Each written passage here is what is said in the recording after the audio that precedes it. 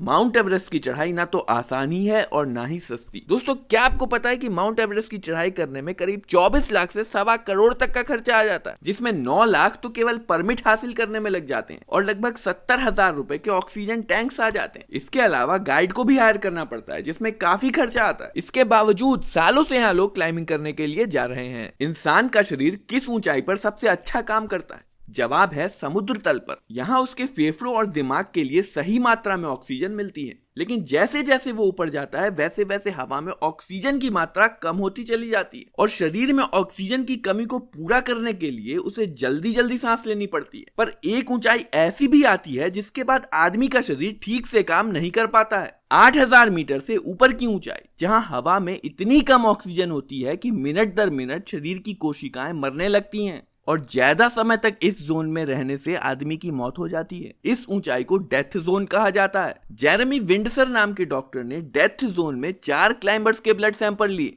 In blood samples को test करने से पता चला कि इतनी ऊंचाई पर क्लाइंबर्स के ब्लड में जो ऑक्सीजन की मात्रा होती है वो नॉर्मल आदमी के मुकाबले 4 गुना कम होती है। ये ऑक्सीजन लेवल अक्सर उन रोगियों में पाए जाते हैं जिनकी बाद में मौत हो जाती है, चाहे जितनी भी कोशिश कर ली जाए। लेकिन डेथ जोन की ऊंचाई पर जैसी स्थितियां होती हैं उसके मुताबिक आदमी का शरीर नहीं ढल सकता है। पृथ्वी पर समुद्र तल से सबसे ऊंची जगह अगर कोई है तो वो 8,849 मीटर की ऊंचाई पर माउंट एवरेस्ट है। इस ऊंचाई पर ऐसा लगता है जैसे आप ट्रेडमिल पर दौड़ रहे हो और सांस लेने के लिए बस आपको एक स्ट्रॉ दे दी गई हो। डेथ जोन की ऊंचाई पर सबसे बड़े रिस्क में से एक है हाइपोक्सिया का रिस्क। इस कंडीशन में ब्रेन में ऑक्सीजन की सप्लाई कम हो जाती है और जब ब्रेन को पर्याप्त ऑक्सीजन नहीं मिलती है तो उसमें सूजन आने लगती है और क्लाइंबर्स को सोचने समझने में दिक्कत आने लगती है। कभी कभी तो क्लाइंबर यही भूल जाता है कि वो कहां पर है और क्या कर रहा है और वो सही फैसला लेने की क्षमता खो देता है।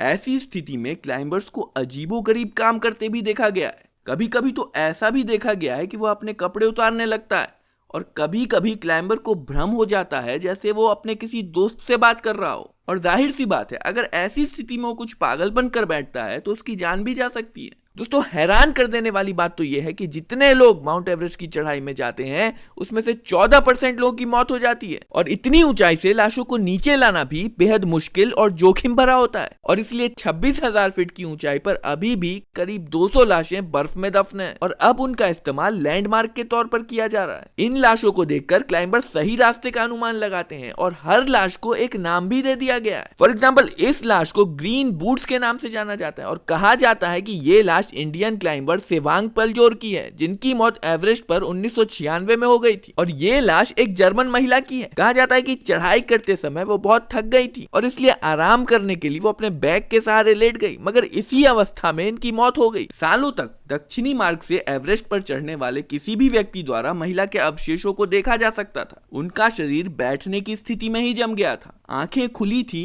और बाल हवा में उड़ रहे थे। ऐसी कई लाशें क्लाइंबर्स को एवरेस्ट की चढ़ाई करने के दौरान दिखाई पड़ती हैं। लेकिन इन सब के बावजूद 4,000 से भी ज्यादा लोगों ने माउंट एवरेस्ट की चोटी पर जीत हासिल की है। इनमें से 200 लोग तो ऐसे हैं जिन्होंने यह काम सप्लीमेंट्री ऑक्सीजन के बिना ही कर डाला। दोस्तों, कमेंट करके बताइएगा कि ये वीडियो आपको कैसी लगी और वीडियो को लाइक और चैनल को सब्सक्राइब जरूर कर दीजिएगा।